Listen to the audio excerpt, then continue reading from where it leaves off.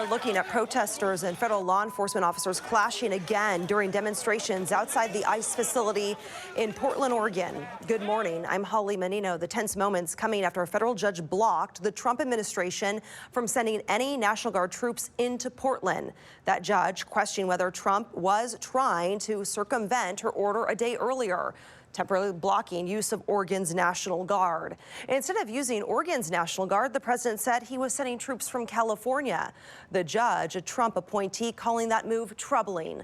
The administration claims violent criminals are destroying Portland and troops are necessary to protect federal assets and personnel. The federal judge and Oregon's attorney general disagree with that assessment of the situation and say the president exceeded his constitutional authority.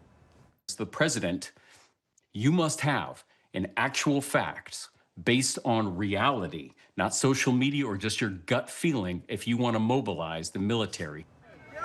Over the weekend, federal officers clashed with demonstrators at the ICE headquarters in Portland, firing pepper balls and flashbangs. Portland police say they did not observe any person or property crimes committed, and no arrests were made.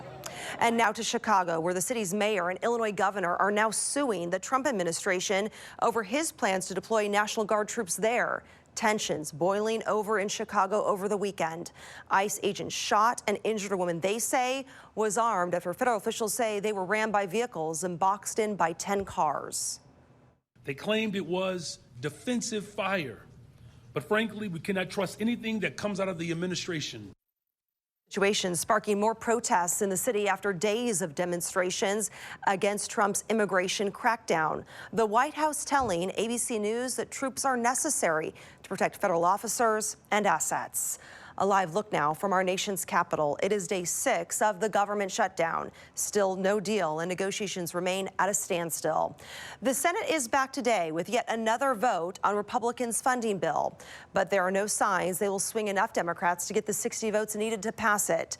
A vote's also expected on the Democratic proposal, which includes health care provisions. Democrats are standing firm on their demands to extend expiring Obamacare subsidies and reverse GOP Medicaid cuts.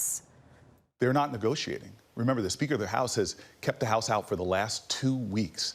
They're not sitting down. They hastily filed an outrageous counter proposal. It is a wild wish list of big government liberal nonsense that we can't do.